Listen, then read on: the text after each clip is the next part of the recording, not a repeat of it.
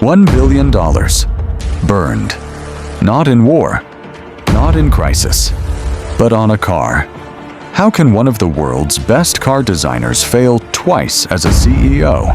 This is the story of Henrik Fisker, the designer who dreamed of building the future, the man who dared to challenge Elon Musk. In the world of cars, there are engineers who build engines, and there are artists who build dreams. Henrik Fisker was the king of dreams. Denmark, 1963. Henrik wasn't a rich kid. He was just a boy with a pencil who couldn't stop drawing cars. He struggled in school, but his obsession led him to the Art Center College in Switzerland, the Harvard of car design. By the 90s, Henrik was the most wanted man in the industry. In the late 1980s, he joined BMW. This was his big break. At BMW, he worked on a project that would later become legendary, the BMW Z8. The Z8 wasn't just fast, it was elegant. It looked timeless. It even appeared in a James Bond movie. Later, he moved to Aston Martin. There, he helped design the Aston Martin DB9. If you've ever seen a DB9, you understand why this was important. Suddenly, people in the auto industry started paying attention to Henrik Fisker. But Henrik had a dark secret. He didn't want to be an employee. He wanted to be a god. He wanted his own name on the back of the car. And that ego? That was the first crack. The war with Elon Musk. A few months later, Henrik quit. But he didn't just leave. He announced he was starting his own rival company, Fisker Automotive. Elon Musk was livid. He sued Henrik, claiming Henrik took Tesla's money and secrets to build a Tesla killer. Tesla lost that case in court, but the rivalry became personal. Henrik won the first round, but he had just started a war with the most dangerous man in tech. Henrik thought he could out-design Elon.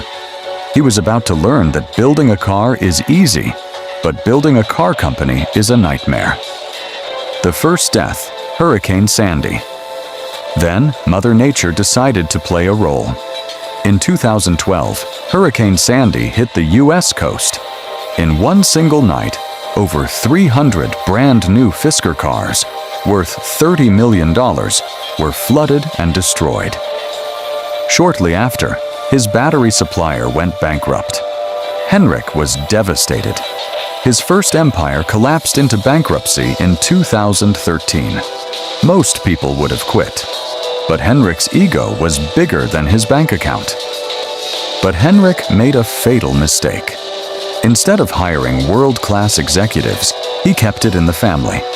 He made his wife, Geeta Fisker, the CFO and COO. He made his daughter, Natasha, the head of marketing. It wasn't a professional tech company anymore. It was a family shop with $1 billion budget. Inside the company, things were toxic. Geeta, with zero car experience, reportedly controlled every penny and every decision. Engineers warned that the software wasn't ready. They said the cars weren't safe. But the family wanted to launch. They chose profit over quality. They released the car, and the world realized the truth. The Tesla killer was a lemon. The reviews were a bloodbath. Marcus Brownlee, MKBHD, called it the worst car he had ever reviewed. The software was glitchy. The doors wouldn't open. The brakes would fail.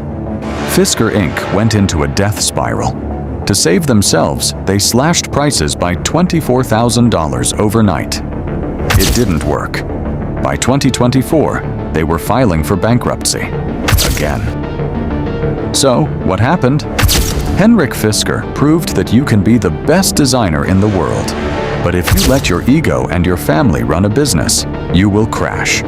Today, Henrik's factories are empty. His name is a warning, not a legend. He didn't lose to Elon Musk.